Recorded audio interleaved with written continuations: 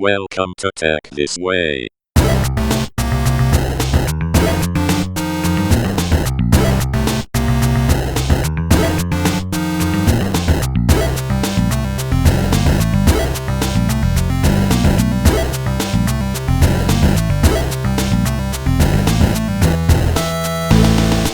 Hey, Evan. Yo, Amran. Good afternoon. Hey, good afternoon. How's my voice quality? Loud, clear? It's cool. It's good. Okay. I'm Thanks just for hearing joining, a little man. bit delay. Yeah, no worries. I saw you were Yeah. trying to come in just now, and then something went wrong, I guess. Correct. So what they do is the data network. So we wanted to do face-to-face, right? So happens that during this period, then let's do online. I think it's probably there's like 1 to 2 seconds delay. After I talk, then you listen, and then after you talk, I listen, something like that. Actually, it's not that bad at all. It's pretty good. Okay. Well, we So- can start. How should we start? Oh, it started already? Yes. So, thanks okay. a lot for joining the program. Thanks a lot for inviting. No worries. So, we've known each other for quite a few years. Yep. And it's interesting to catch up with you again. I guess, the way these things work is, I'd like to find out more about you. Obviously, you are a real techie, right? So you're a software engineer right from the start, and then From the start, yeah. In somewhere along the way, you ended up with Kakitangan. So I'll leave it to you Wow, to start. That's like 20 plus years, though. We've got Heading time. into That's why. 40s, very scary, nowadays looking at the mirror, and all my white hairs coming out and all these things. All right. And up to you. Yeah, where do you want to go? How far back? Yeah, where do we want to go? So in the uni, I was taking software engineering, right? At those time, even before Java days, it's like C++ days. After that, Java kicks into the lesson. Yes. C++ is lovely. Just that you can write a lot of evil things that you write a wrong piece of code, then it will crash your entire Microsoft Office and everything inside in your machine. So those are the days. And then I was lucky that when I finished my first year, the lecturer actually offered me a job. So then I become a tutor in the university. So I was teaching software engineering as well. Back in second year, teaching the second year subject. So then because of that, of course,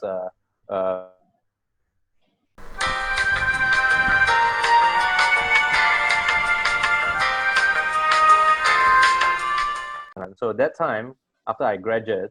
Sorry, Effon, I completely lost you there. Can you start again when you got a job as the lecturer?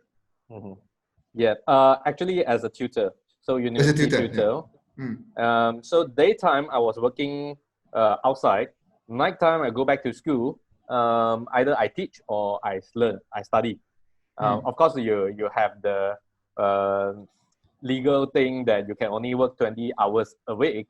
Of course, even in Australia, we have ways to go around it. So then we kind of like working through the period. I got my PR-ship, but my real first full-time job is actually in Malaysia. So I got an offer to join investment bank. That time we call it merchant bank. All right. So in the corporate finance department, which is the fun part. So I was moved into IPOs. That time was a boom of Nasdaq market. So why did you want to leave behind? Why did you want to leave behind software engineering and to go into? No, I mean, even you're graduated as a software engineer. So now you got a job offer from investment bank, and then you are going to do IPOs. Would you be excited about it? Now, of course, I did, right? So so I just gave up my engineering career, move into investment banking. We call it merchant banking that time. Mm. So that was a Mastech boom time. So initially, I joined as very much like a researcher type of people because, everyone inside the corporate finance, they are accountants and they are lawyers, right? So when they go to the tech companies and they realize there is a gap. So on merchant banking side, they feel that they don't understand the company, whether the company's tech is actually something that's interesting or they are con, right? That's from merchant banking side. But from the customer side, from the company side, they have problem of dealing with the merchant bankers because it's all ex-accountant, ex-lawyer. They are trying to convince them this tech is good, right? So happens that when I join, and very, very fast, there's an interesting position that the customer actually love when I get involved. So they say they actually understand what I'm talking, and I understand what they are talking, and we got a lot of views because of that, which is a fun part. And then after all, throughout the period, we get a few company eventually listed in the Nasdaq market before I came out. So that was like my first very beginning, the first ever jobs. Okay. So then what did you do? At that time, one of the colleagues in the merchant bank, he actually said like, Effon, you see, we're seeing, people successfully listed their companies on the Nasdaq. Why don't we actually starting one ourselves? So then that was our first time that a merchant banker pull in another merchant banker come out and start. But of course, in the company, I was evolving myself into a CTO role then, right? So because on the tech background, so at the beginning, know nothing about the industry. We just thought something that's interesting, which is RFID back in 2002.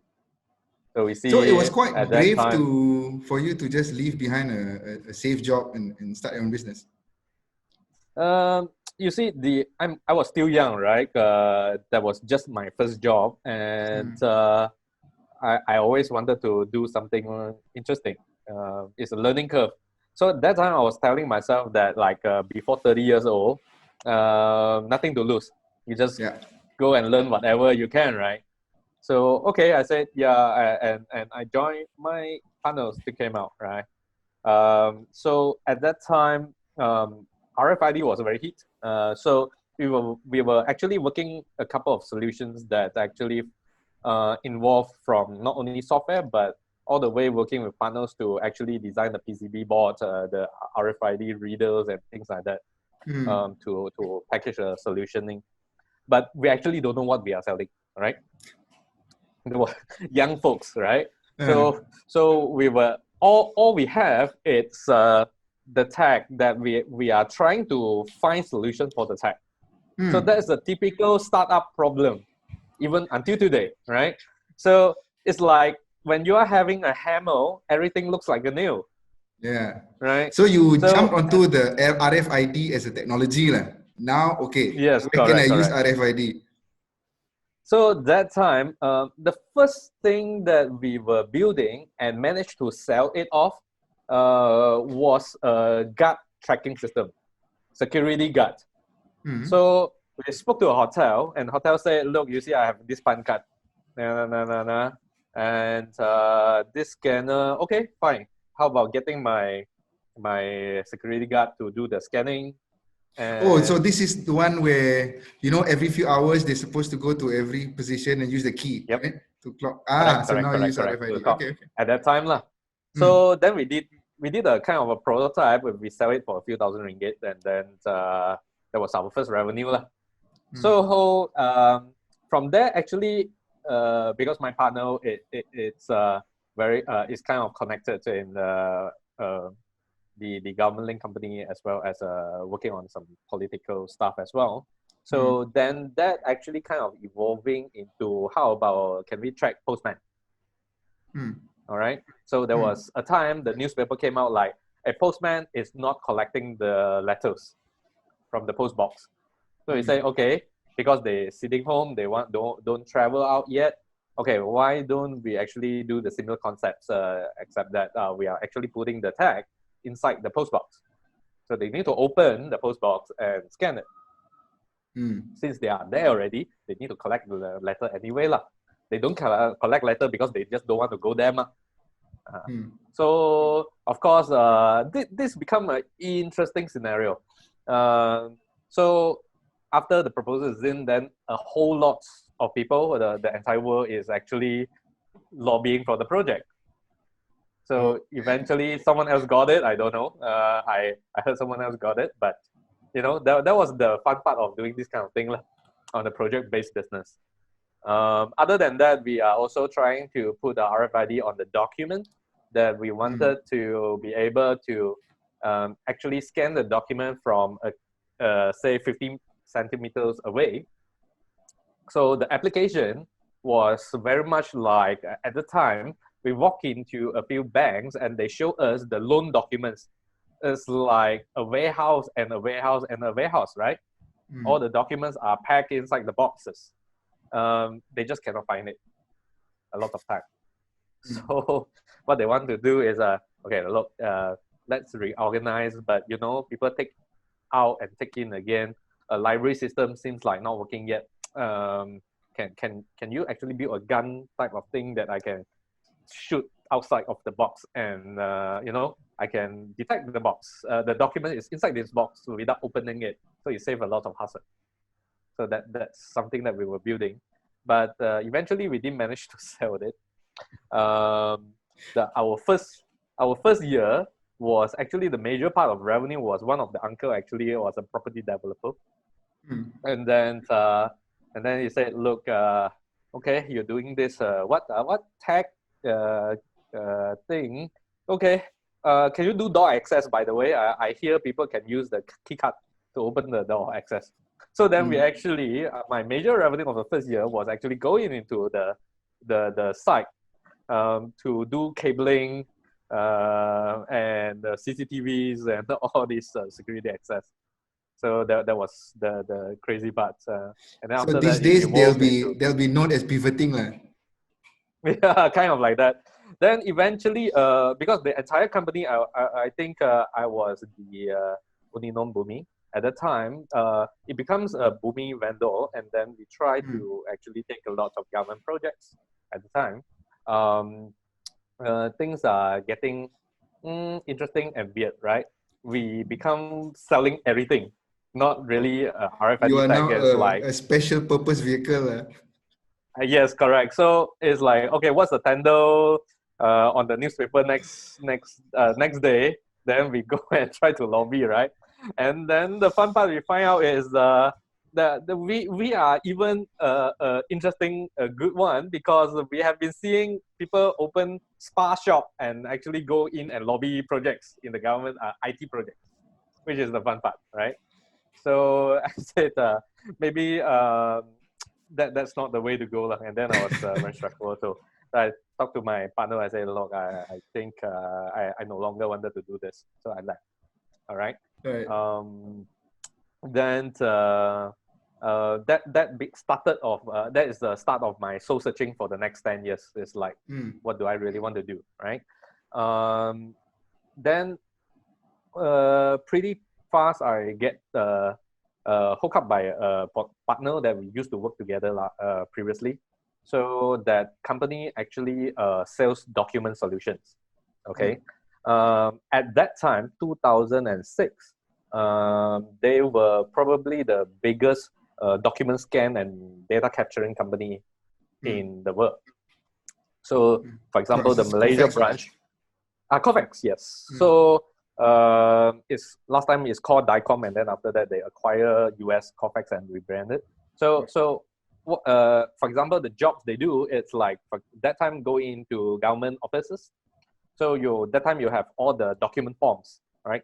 Imagine your tax documents, they are all in paper.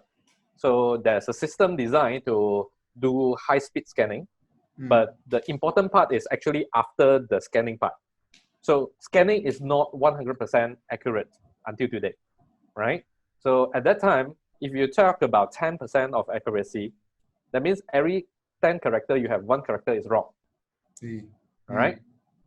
So you need to double check every single data. All right.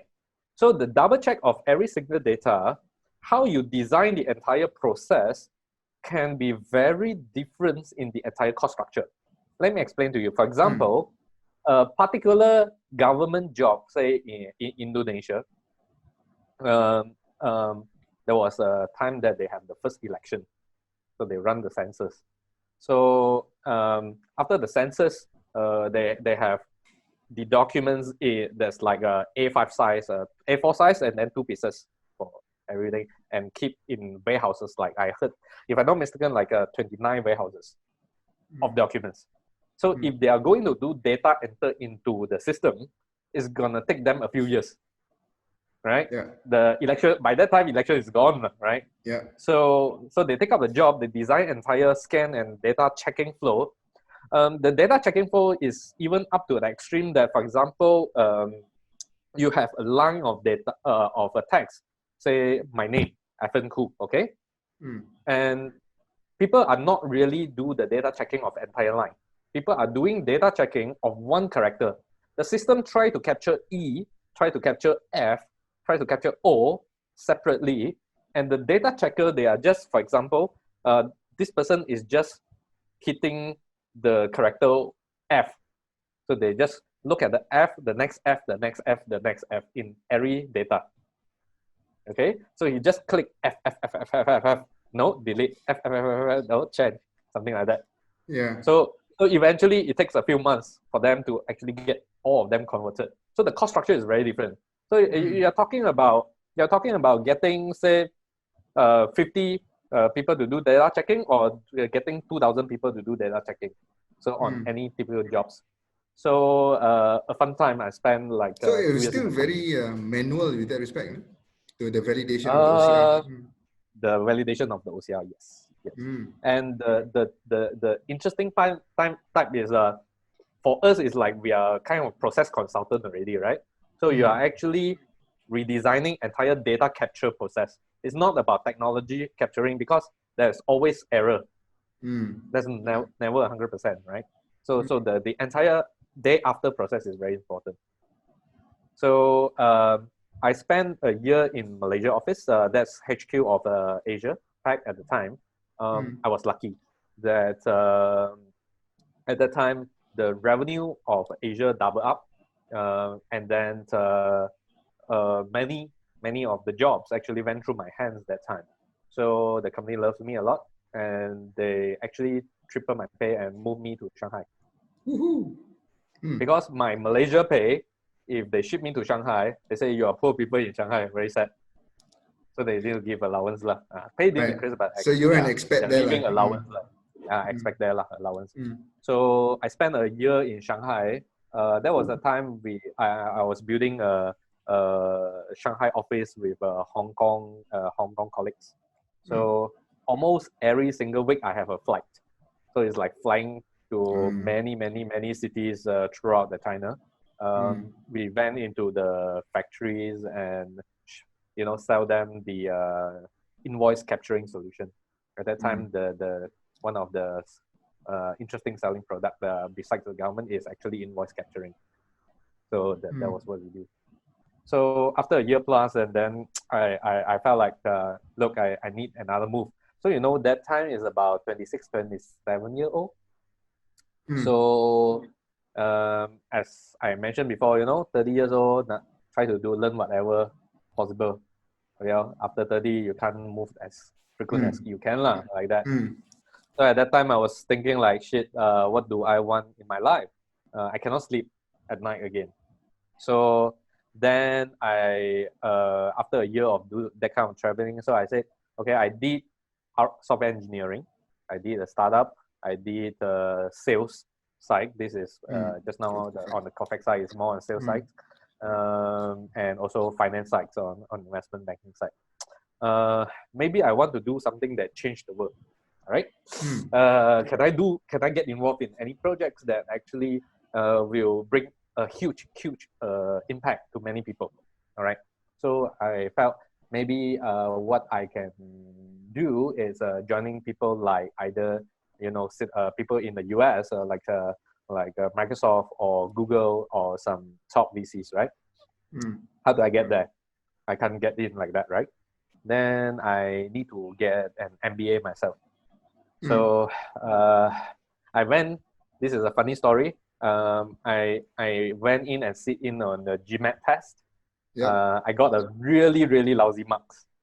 Okay. I was a Chinese school student. My England very poor.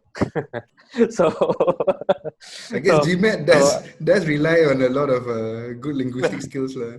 Exactly. So for English so anyway, like, right? If it was in Mandarin, you would have aced it. Probably because my level of Mandarin during school time, I can actually translate the classic directly. Wow. And I was in the I was in the school debate team that won the national champion. And a year after that, our kind of like friendly competitor, they went to UM, and UM won the international global one world championship. So Mandarin was good. Actually, I still speak a Beijing slang until now. So you can imagine, I carry a very hilarious mark, and I thought I didn't manage to finish it also in the exam. So I said, okay, it doesn't matter. If they see the passion inside me, they will choose me. All right.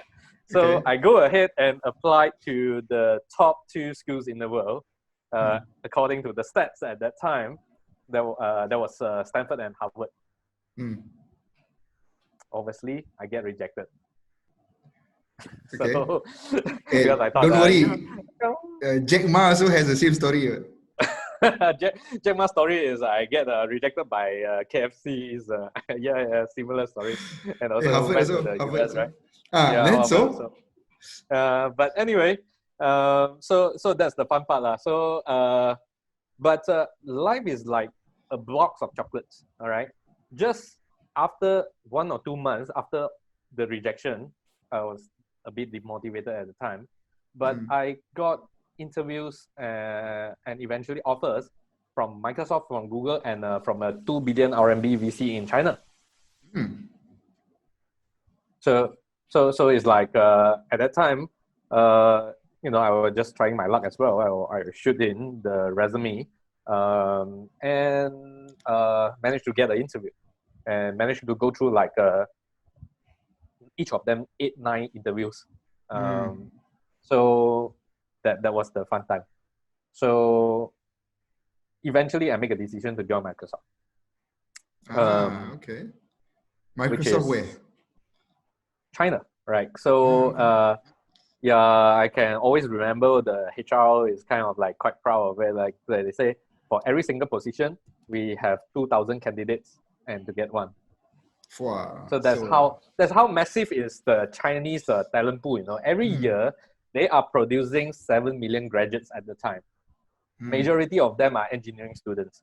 So they fight they fight to death to get the job. So Microsoft in US cannot understand how crazy it was. How competitive it is. How competitive. And you're not even from there. Yeah. So I was lucky lah. So that was a value that they kind of needed from the work, and then I joined the Microsoft Office team at the time. So on my side is hey, there is something that really changed the world because it's global office engineering. So I really go in and try to learn how a few thousand people's engineered software is actually work together to produce, right? At that time, I started from Microsoft Outlook 2010. The first project was a SMS and MMS application that's I can shoot SMS out from Microsoft Outlook. Okay. Which is very interesting. Back in 2010. Now you don't have SMS already. At that time, that was you'll really be surprised. There is still a lot of SMS apps. There's still a lot of SMS, but shoot out an SMS from Outlook is it's not that needed now. But that time, yeah. So from that project, and then after that, I joined the Office 2013 and the Office 365. Actually the first version of SharePoint Online. They actually make from SharePoint server go onto the cloud and then accepting multi-tenant. The first working version was actually built in China. So there's a lot of fun thing there. And then of course also a part of time I was working on Android version of Office. So that was like 5 years back in China and Microsoft time. And then my kids. It must have been so it must have been quite satisfying when you finally see some of those Microsoft products going out to market, right? And you know you had a role in it, right? In fact, sometimes we were saying like staying in Microsoft is like a warm lighthouse for the plant. Like we are kind of like working in a mechanism that, especially in the engineering side, we are designing things for 10 years down the road. So can you imagine, like for example, Office is running in a 3-year cycle. You have Office 2010, 2013, 2016, 2019, right? Yes, 3-year cycle. So after you spend all this effort, release a product of 2010, all right? Immediately, not everyone is using it yet. So the next 3 years is the adoption period. So company is going to spend probably 1 year to review, see some smaller company use first and things like that. And then another year to negotiate the contract for the big enterprises. And then for another year to onboard and train the users to use it. Okay. So by that time, it's already 6 years. And people will use another 3 to 5 years, right? For every version of Office. So if you calculate the entire life cycle, 3 year, and another 3 to 5 years, that's 10 years down the road. So you are imagining how people is working 10 years down the road. Yeah. That kind of skill set is very hard to carry out to the normal SME or smaller companies. It's very hard. So Microsoft is making a whole lot of money and actually building the future. So that's where they can afford to do that, right? Google as well and everyone. There's a lot of fun things happening at the middle as well. There was a joke that when my friends looking at my journey, they were saying, Effon, you know what?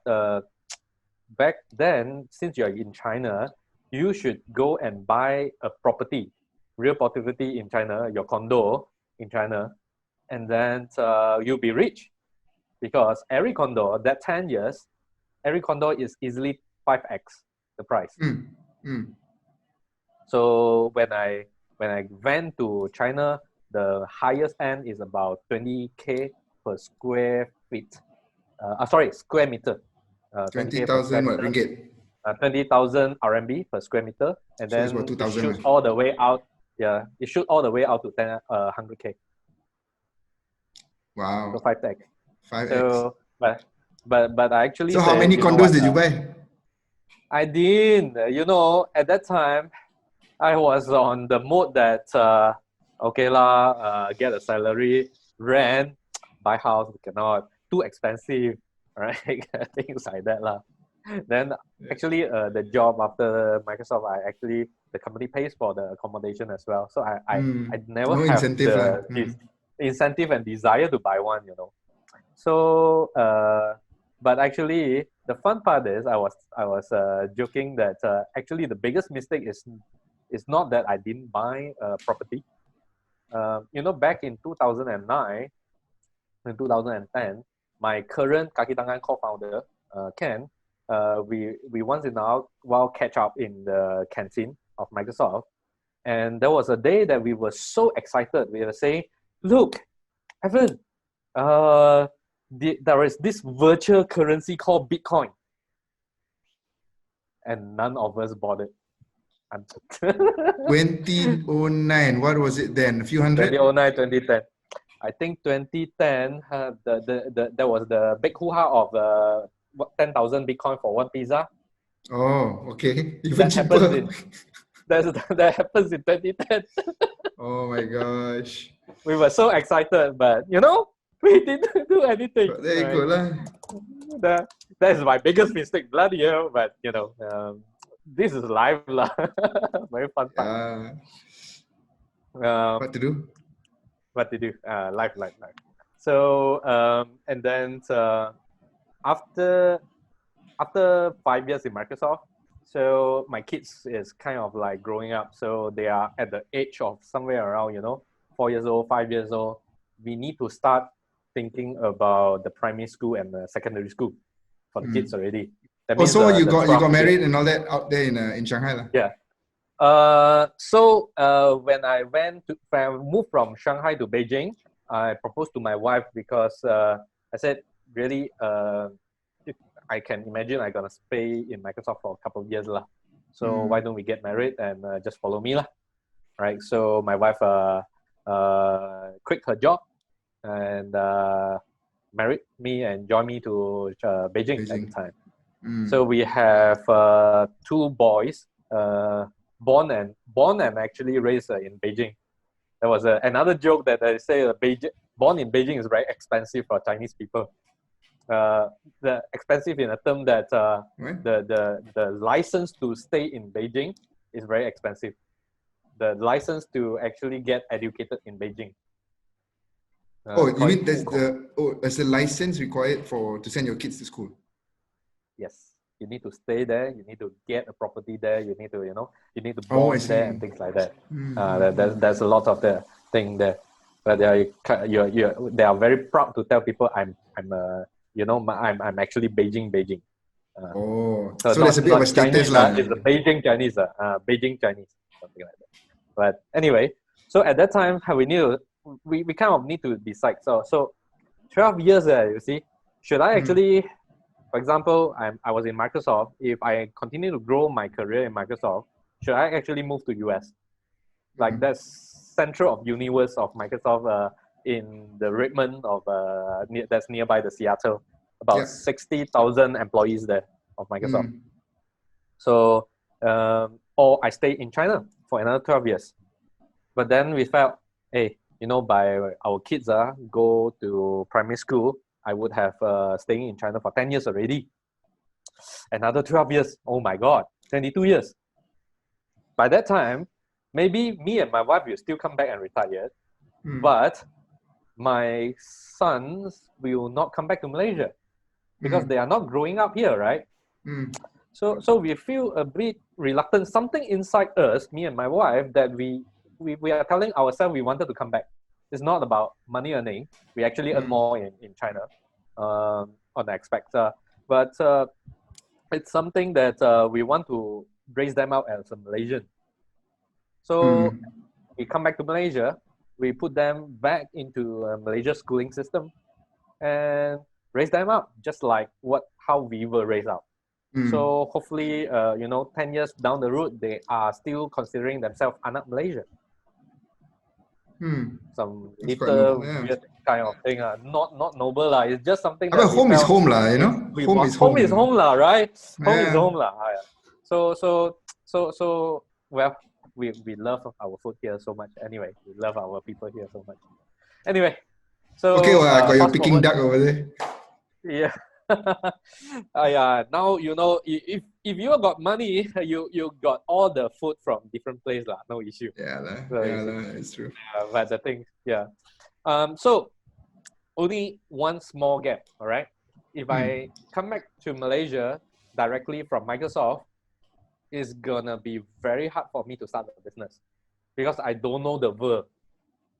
I'm really living in something that imagining how humans live in 10 years down the road, right? You didn't consider a transfer within Microsoft? So I did. The thing is, the Microsoft office is more like a sales operation. So here in Malaysia? Here in Malaysia. So an engineer, background people coming back to Malaysia office is going to be pre-sales. So I've done pre-sales before. So I was I was exploring, but I was wondering whether I want to do it again lah. Or maybe I do something else. But actually there was a small journey, 2 years in the middle before I come back. So the moment I know I wanted to come back already, there was a headhunter. I mean, in the 5 years time, there was a lot of headhunter thing happening. So that eventually there was a headhunter that I worked with, and I joined another smaller NASDAQ company called China Catch. They are a networking company that have like 20,000 servers inside China at that time. Okay. I was telling myself that I really need to go and do something that's very difficult before I start up. It was a very, very difficult job. So because it's a really Chinese, local Chinese owned, although it's listed in NASDAQ, and there is a whole lot of KPI, politics, how you actually compete with each other to get to that. So this is still in Beijing? This is still in Beijing. So there's very much a better mood that I try to give myself a tuition before I come back. So, but the fun part is the company don't know how to use me as a talent. The beginning when I joined the company, so my direct boss was the CTO of the company and a non-exec chairman, exec chairman. So he was looking at me like, okay, look, Effon, what do you want to do? I said, look, what is the most difficult thing in the company? Then he said, okay, you go to sales side office. So I was hired by a CTO and shipped into the sales office. Through sales. But it's a tech company anyway though, right? It's a tech company. But I was not doing sales. I was carrying a mission to find the difficult problems and improve the operation. Right. So the first 1 week I was sitting there, interview like a dozens or two dozens of salespeople on the ground and figure out what's the problem. So that 3 months, there was a few important things solved. The biggest one was actually synchronize the sales org to a central CRM system. Because previously, there was different sales org having different system, and that was a pain, right? Because some salespeople actually keeping their leads and their customers, and the company was very worried about it, and they want to consolidate. And we managed to go through all the political strings and give back to different organizations and try to synchronize them up. So then the company said, okay, fine, Effon, you have done a good job among all these few things. How about this? They moved me to the second another position. So that was the biggest business unit inside the company. And then they put me as a deputy GM. They said, okay, I tell you what, we want to improve this organization. So then there's another 3 months time, sitting there, try to figure out how to improve. So I think one of the biggest thing I did in that period was that I drew down into many thousands of their customers and do manual data analytics and figure out what is the most profitable customers they have. So that time, throughout the 6 years, they only have one bank customer. And that bank customer is the most profitable customers of the entire company. So I said, look, if that's the case, we should replicate it. We already got this customer for 6 years and we are doing nothing to capture this segment. So then we send out all the sales troops to actually get banks back. So we list out all the local banks, all the foreign banks. We try to sell. That year, after that subsequent 12 months, we got back about 6 banks. So there was that 3 months period of work. And then another fun part kicks in. So there was a day the CEO summoned me up to his office. He said, Effon, I tell you what, I'm having a crisis here. So what happened is we were having 4 business units that was serving enterprises, okay, the companies. private companies, enterprises. So they are fighting with each other. And enterprise is supposed to be profitable, and we are making loss of 1 mil consolidatedly. So previously we know that already, and then we were actually recommending a Taiwanese general manager to go in, but she resigned after a month. So then the boss said, got a crisis, how to solve? And then I was looking at him, so you want me to take out this fire drill thing? Be the GM to control the 4 businesses. Yeah, and it's a fire hole, right? So the last GM resigns just after 1 month. Cannot pakai, right? It's so difficult, right? The whole thing. I say, okay, look, okay, if I get first of all, what is the KPI? What is the goal 12 months down the road? Goal, make 10 mil of profit, maybe. From a million losses. From a million losses. Okay. I know lah. I don't know how to do, but I know for sure that look.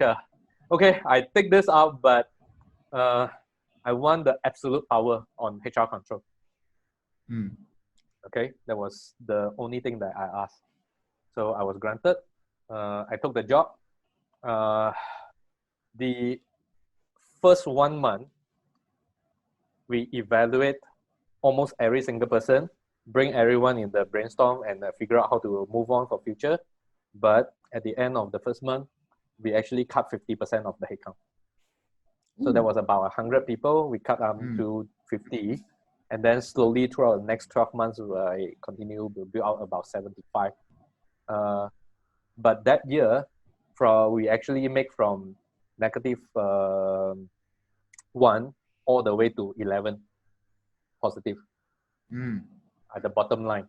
So then the company very happy about it, and of course because of that I got a pay cut of it as my pay, right? So when I've done, then I say, okay, I'm ready to come back. My hair all gone white. 1 month cut the 50 people in that job. So your wish to go luckily through all the tough things have come true. Yeah. And then when I leave, I still remember actually we went to Mongolia, my entire team and VP. When I was doing singing or with guitar with another GM of another group and say I'm leaving, they all run out and throw me to the sky. I was very, very touched. So those are the good memories. Okay, then I tell myself ready to come back. Right. So I happens that one of my ex-colleagues in Microsoft, after 10 years in Microsoft, he decided, okay, I can come up now. I said, okay, now join me. So basically Kakitangan was started from both of us.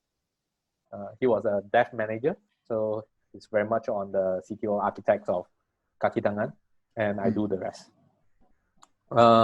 So this then I came back to Malaysia, and actually at that time we are still wondering what we want to do, right? So we were looking at our core founding team and ask ourselves, what is our DNA? So both of us worked in Microsoft Office before. So he spent 5 years in Microsoft, and then after that he spent another 5 years in Bing.com. There's a Google equivalent in Microsoft. So he's equally good at enterprise software as well as cloud. So okay, I said let's make software for companies, and let's make a cloud software. So I come back to Malaysia. I interviews like 20, 30 business owners. This one sounds like when you were with the RFID solution, right? Okay, I've got RFID. Let's go find a solution problem, right? So here, okay, we've got cloud technology, right? Let's go find something to do it with. Okay, slightly different in that case. So that case is we got RFID, we build solution, and then we go and find customer and tell them, can you use this? Right. Okay, now we go through a slightly different circle. Okay, so then before we start building anything, so we go and ask people. So I asked like 20, 30 business owners, what do you need in your office?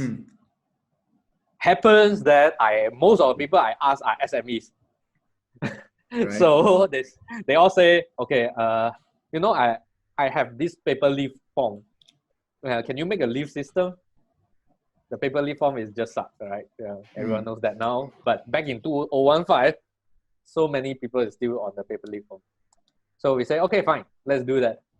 So we actually released our first leaf system in 2 months' time.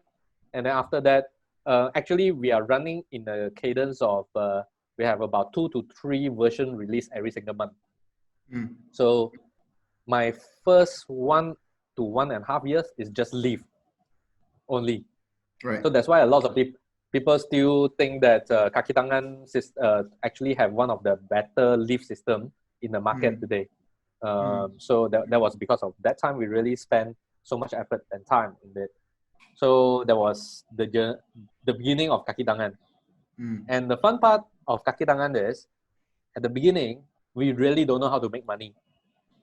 So I was going out to raise fund and talk to some very established entrepreneur. And when they ask me how to make money, and I say, no, I don't intend to make revenue. And then they're all staring at me. I guess they are cursing me inside.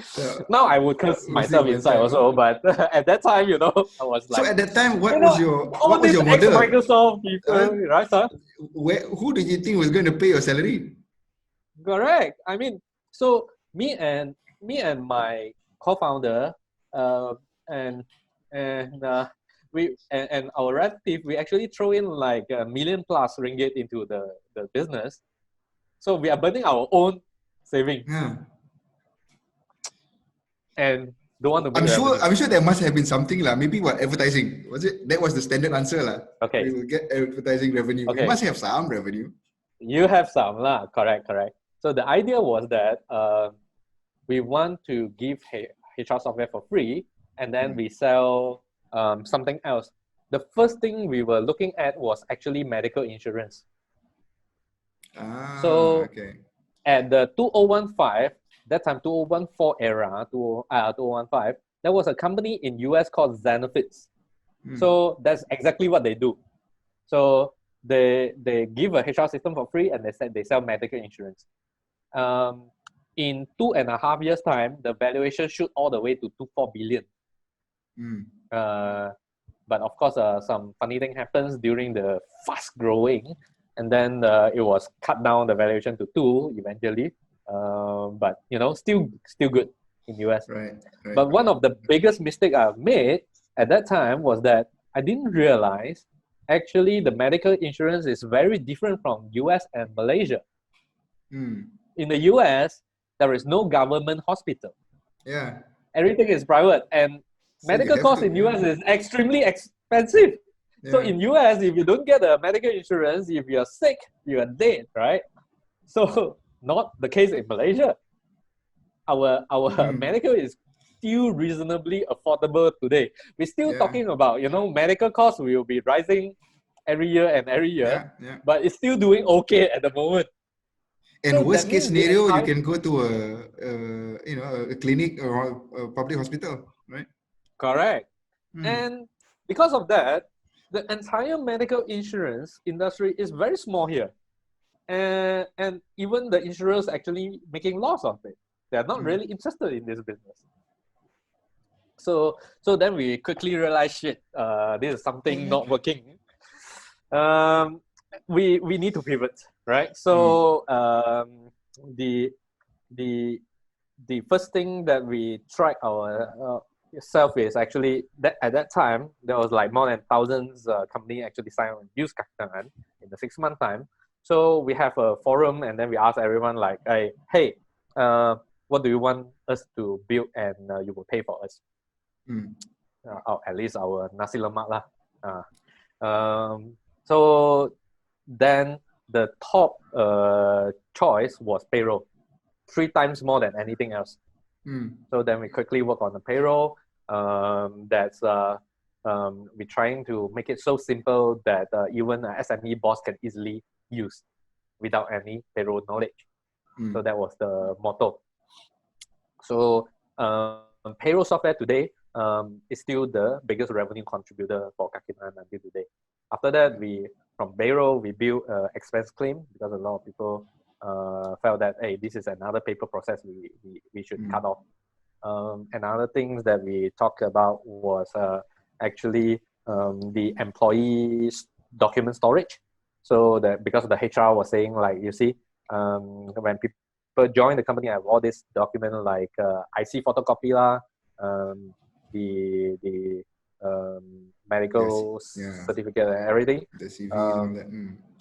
The CVs and all that, they put into the file cabinet. 1 year down the road, trust me, they're all gone. We cannot find them anymore, right?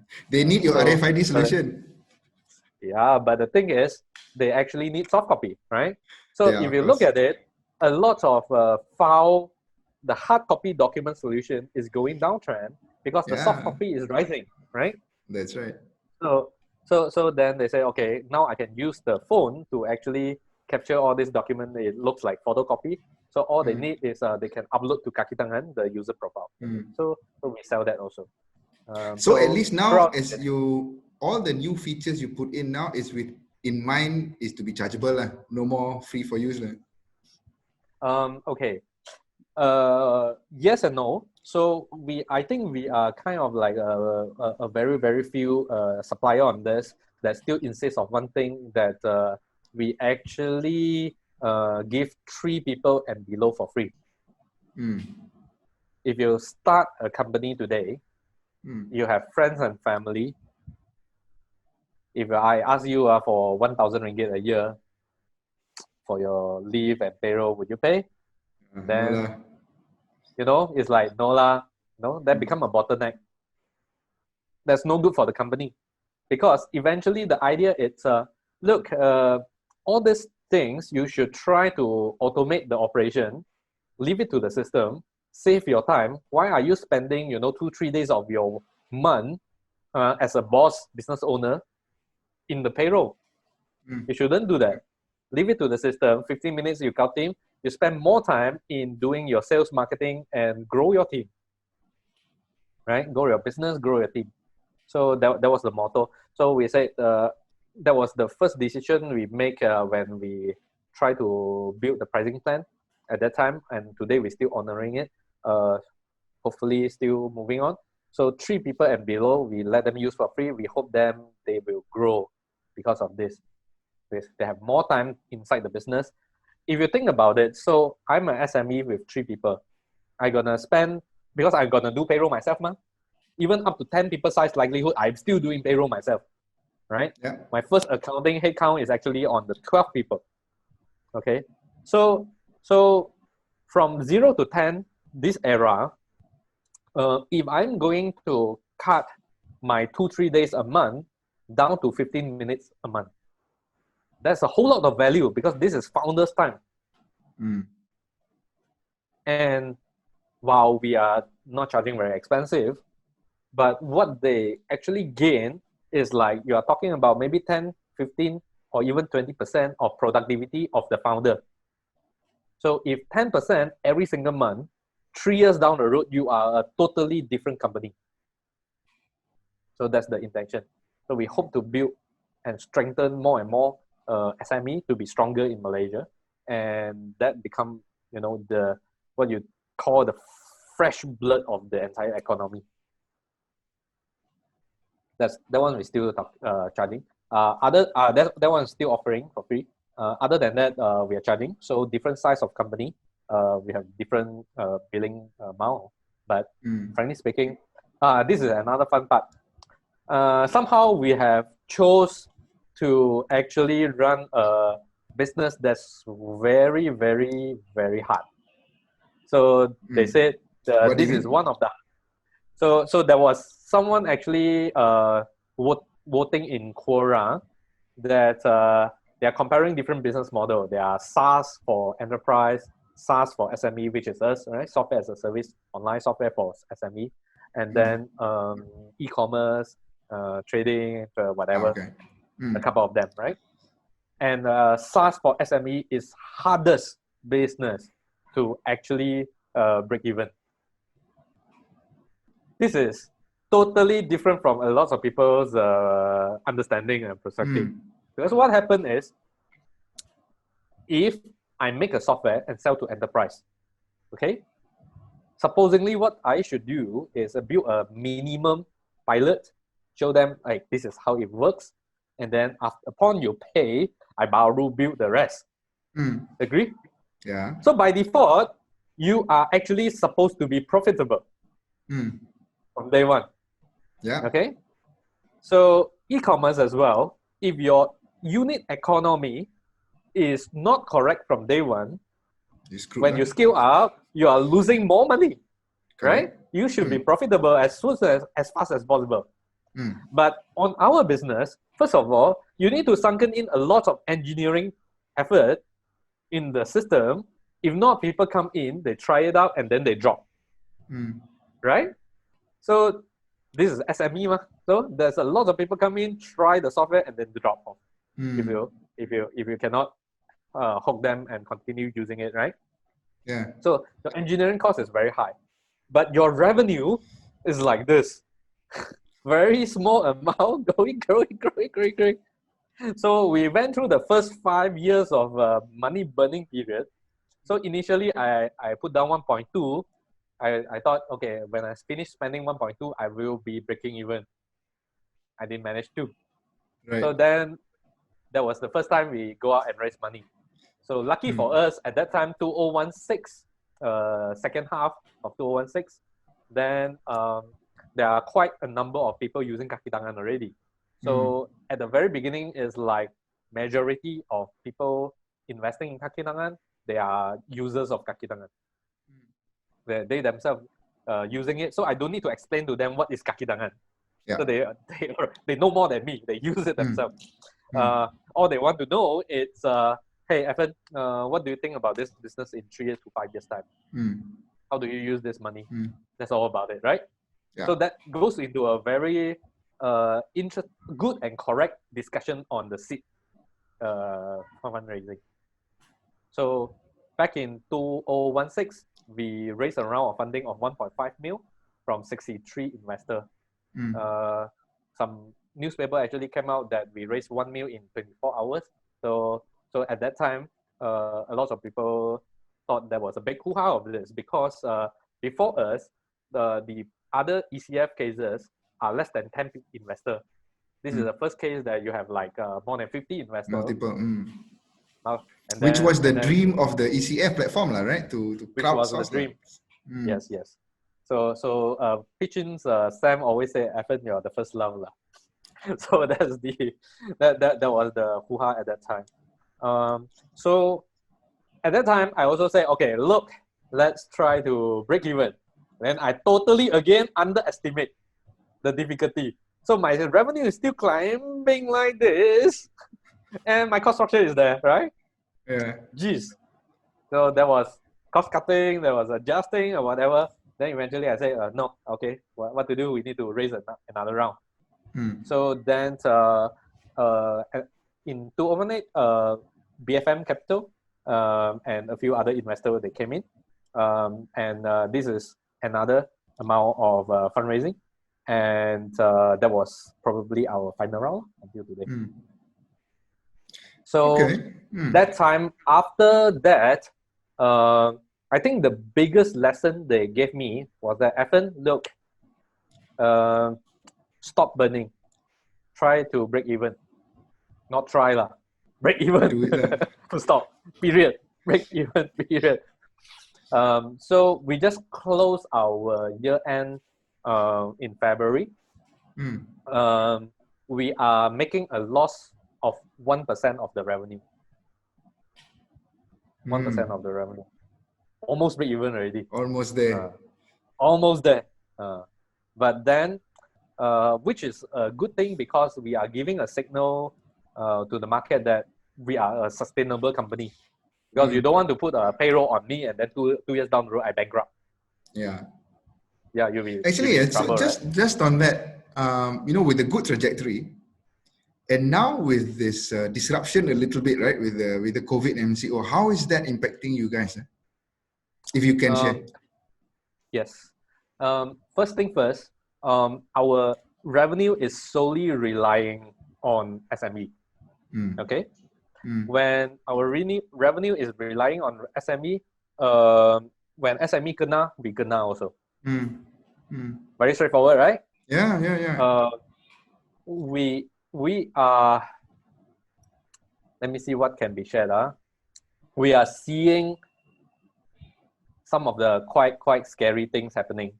Of course, on the overall picture, I cannot drill down. Like everyone in Kakitangan cannot access the data inside. My customer support, all of them cannot access the data. So we run a script on the top to really try to figure out how badly it is. That was because someone from MOF was trying to speak to us. He was saying that, look, okay, someone tell us that he was trying to work with MOF, and the MOF is trying to figure out how bad is the situation. You remember there was 2 weeks time, there was a lot of survey shooting out in the market? Because this is right after the Prihatin money was going to everybody except for businesses. Individual, except for SMEs. So there was a talk that, look, everyone, can you imagine everyone when fill up the form is going to declare I'm going to bankrupt this month or next month? Common, right? I would say I bankrupt this month or next month. When MOL looking at it, it's impossible for 99% of company all bankrupt this 2 months. Too biased, right? Overly biased. So it's very hard for them to use. So at least we have on the ground data that we tell them, like on for example, like 40,000 sampling of these employees, how many of them actually cannot get their payroll? How many companies, how many percent of companies actually having job cut and basic salary cut? That's quite heavy. So I think they react very fast. Immediately these are a little bit more factual, right? Data driven, not sentiment, right? Yeah, data driven. Yes. Wow. But ordinary. But so it is. I mean, instinctively we know it's bad, but you are confirming it, right? It is tough, It's tough. So I mean, put it this way: if I run a retail shop today, right? I have 10 staff and below. I run a retail shop. The first thing first, they will try to figure out, how do I actually keep my cash? Because most people doesn't keep enough cash, right? If you have 500 staff, the owner, you need to actually, they will try to carry everyone's life, move on, right? But you are having 5 staff, maybe you will say, okay, talk to a few of them and say, sorry, my business cannot operate. I close shop, keep my money instead of burning, and then 10 months down the road, let's try again. Right? So that could possibly happen. And that's quite scary. Yes. So we are affected as well. But very much the biggest affected case was that we are running a campaign now. We are telling our customers, so there are new customer and existing customer, right? So we said, fine, for new customer, if I tell you to learn a new system, this is not in your mind, all right? Okay, fine. Go ahead and use Kakitangan. You are not in the mood to pay me, right? Let's not talk about money now, okay? Figure out how to survive first. Figure out how to survive. Spend your time, figure out how to survive. So speak to my salespeople. My salespeople will unlock license for you, okay? For this few months, let you go and work it out. And and this is a best time because immediately after MCO, you are going to work very hard to fly your business now, right? You better sort out this company related operation during the MCO. Set up the system, import the employees' data and all these things. Sort this out at this moment. I don't talk about money with you now. 3 months down the road, you are after MCO, your business recovering. Let's talk about money. Okay, that's new customer and renewal customer. We are telling them, look, because if you look at it, my new customer, in that case, my new customer's revenue is basically cut off to 0 in the next 3 months, right? Yeah. Straightforward, right? And then my existing customer, then we said, okay, who can afford to pay now? Who can still afford to pay? If you pay now, there is another 3 months because I give new customer 3 months. Here, if you pay now, I give you another 3 months. So I'm trying to actually trigger earlier renewal of this year. So then we have cash flow, right? But like it or not, because of this, here 3 months, there 3 months, we are actually cutting 3 month revenue from our the whole year. Supposed to have revenue, right? So that's how we get affected. Okay. Well, all the best with that, lah. I mean, it's like everybody's in it, right? With this one. So everybody's in it. So we are doing our part. I'm just signing off the guarantor form to apply a COVID loan for it. Hey, congrats on that. Haven't got it yet. Okay. Okay. Until the money is in the bank. Until the money is in the bank, as usual.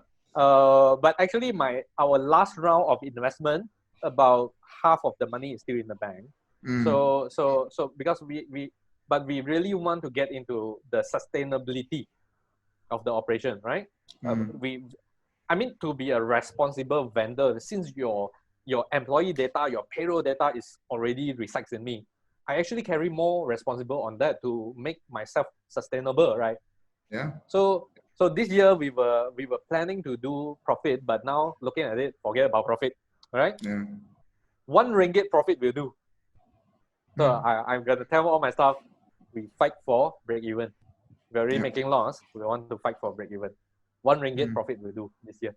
That's inspired by Jack Ma as well. Jack Ma did that one RMB profit. Yeah. Actually, speaking of staff, if we go back a little bit to the start of Kakitangan, in terms of staffing, how has your team grown from the 2 of you at the beginning?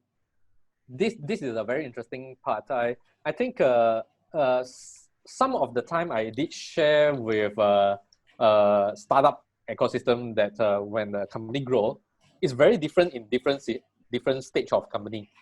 So the first stage of company is below 5 people size. Okay, so below 5 people size is like this is yours, this is yours, this is yours, and then we all work very hard. So and it will do, right? So at the beginning you need 5 heroes. That's all you need. So within 5 people size. But when you keep growing until 15 people, today we have about 20-ish.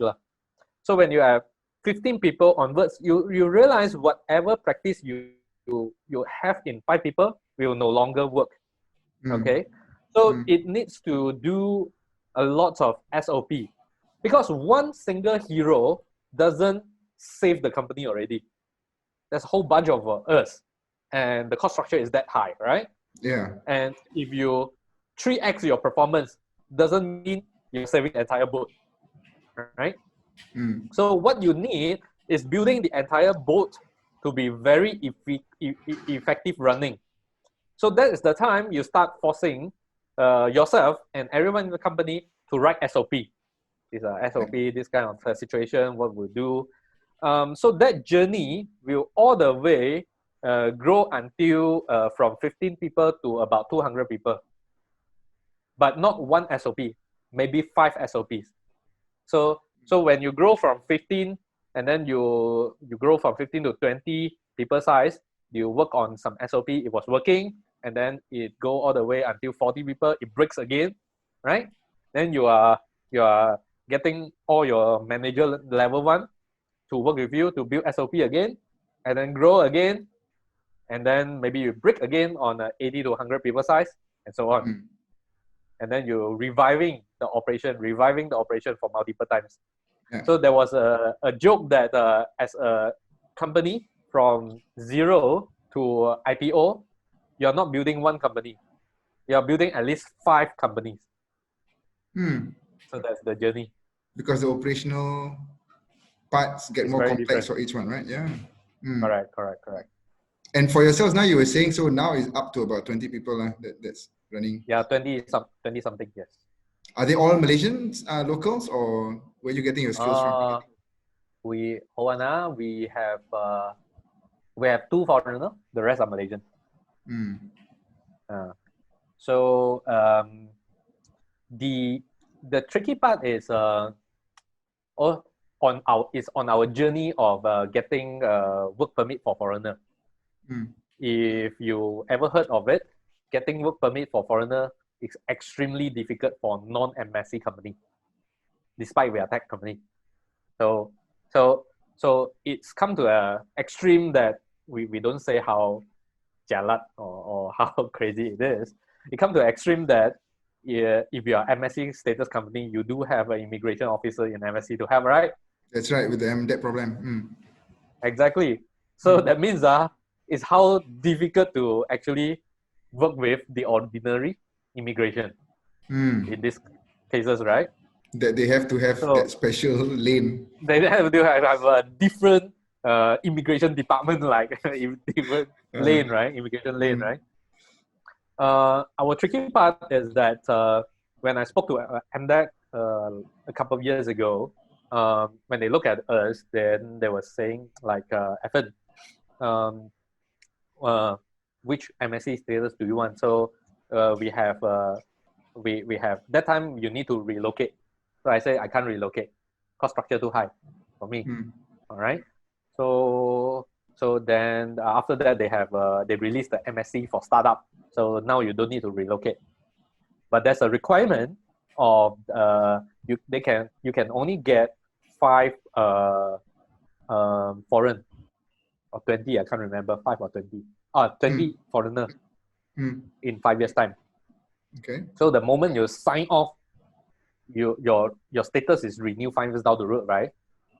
Then I said, look, if 3 years I will take but if I commit 5 years I cannot get 20 foreigners.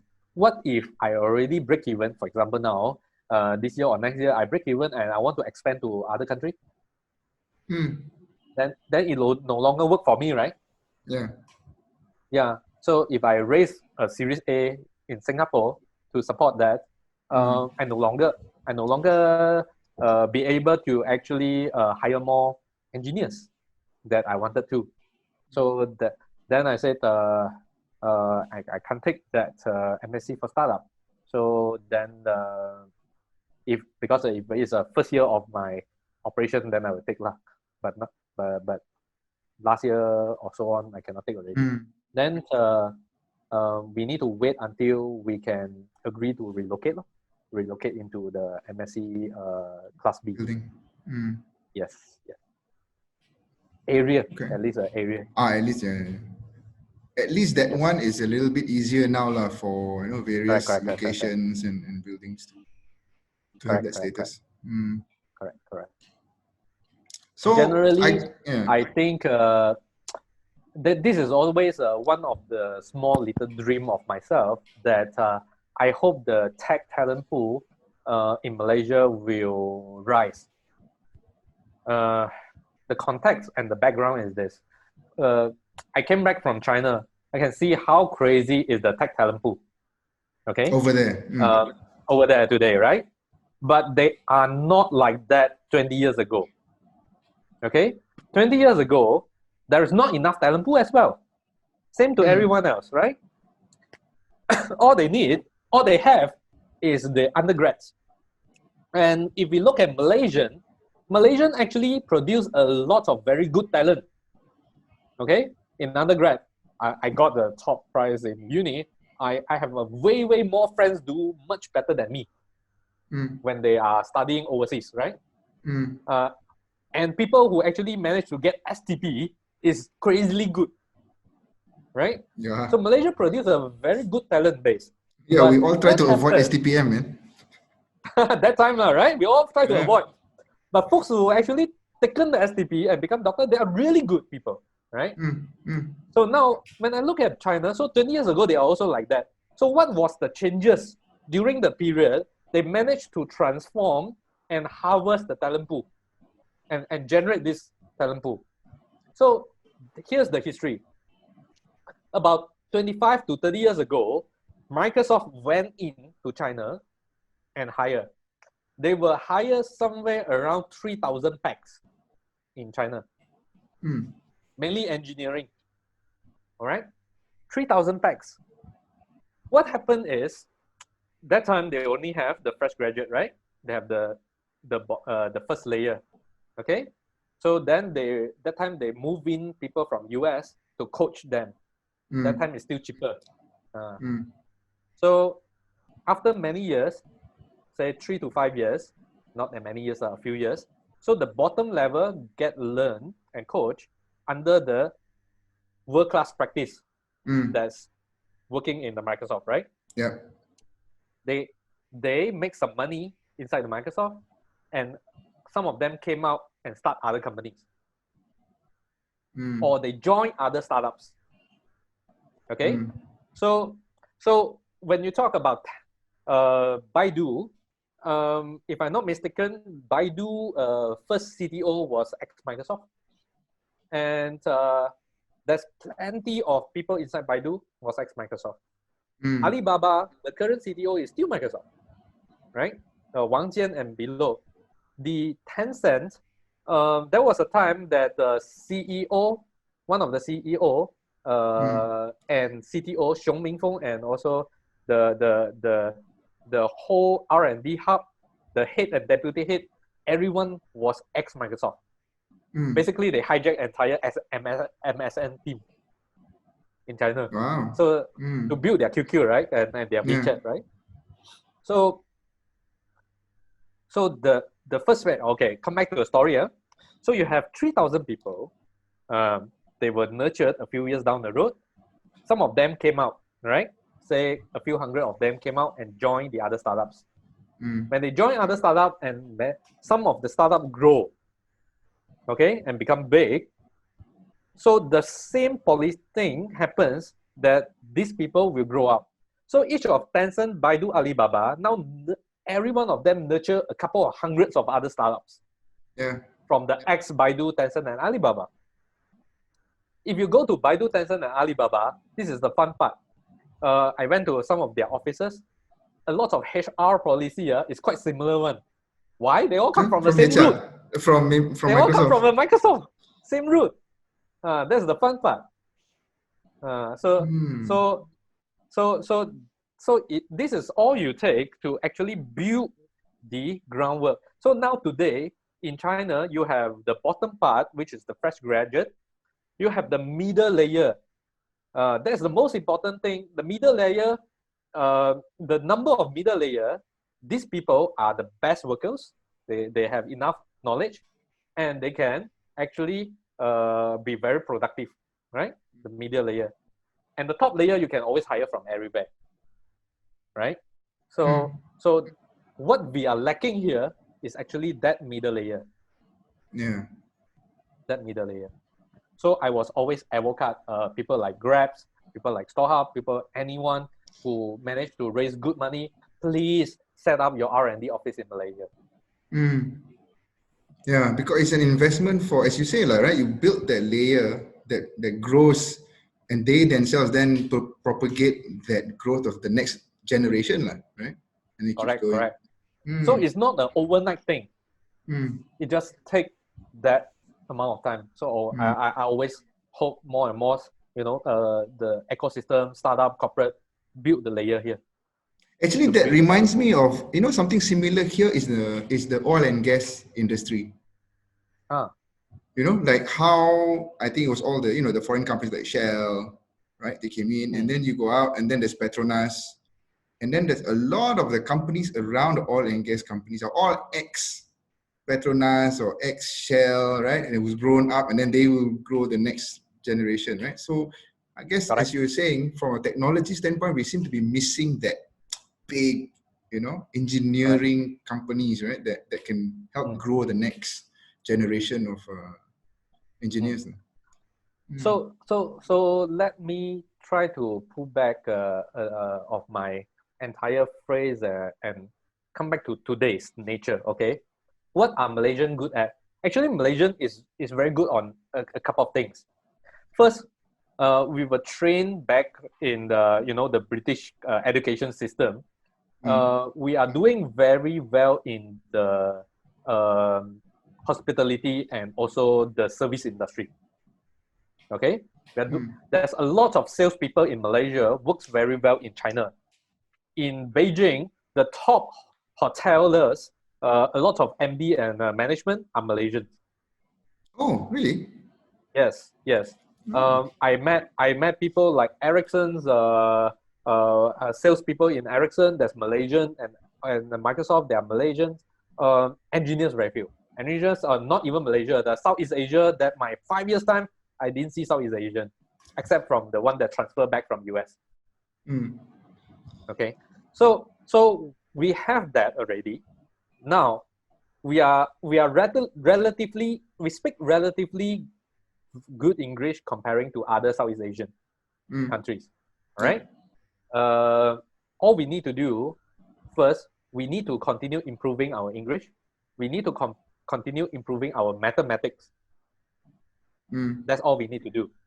If our English and mathematics is 3 years, more advanced than what we have today, we are on par with many other countries. Okay. So if you look at Singapore textbooks, it's a couple years ahead, right? What I cannot accept is we are losing to Vietnam and even Cambodia for engineering talents.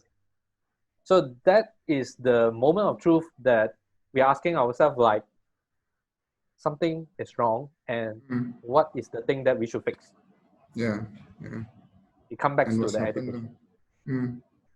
Yeah, and also why I advocate a lot of people building the thing here is because in China, every single website that they build, not even the top, for example, e-commerce, not even the top two, Ali and Jingdong, or after that Dangdang and all this, even all the way until number 100, each and every one of them are having millions and millions of visitors. Okay, but here, back in 20 years ago, when we graduate, say you are straight A student, you are engineering straight A students, or you graduate from US, UK, Australia, you come back to Malaysia. Let me ask you, what company do you join? At that time, at our era, they join Shell, they join the Big Fours. Do you remember that? Yeah. Right? At that time, we really do not have the deep enough technology infrastructure for the fresh grad to come in and learn through the journey. Learn how you actually work as a team to build out that world-class infrastructure, what to careful with, what to not careful, what can you ignore, and the human process, the HR process, how do you grow your career in the R&D, how you build a team in the R&D. All this experience is lacking here because the project is not complicated enough. There's very few projects that's complicated enough. Yeah. So now there are more and more. Okay, thanks to the globalization, thanks to the advancement of technology, internet. Now you are dealing with phone as well. So you are having a better groundwork now. So for those that you actually make it, you have the traffic flow, you have millions or even 100,000s of users. Please bring your engineering team in Malaysia, help building the local industry. And we are pretty good, actually. I mean, the local language skills, not only English, but we talk about the roots we have with Middle East country. We have we talked about the roots we have with India and China and so on, right? And also we can go into Indonesia everywhere. So if you raise money from Singapore, build the R&D operation in Malaysia, tackle the Indonesia market, go for that model. Of course, simplicity, simplify it already, but yeah.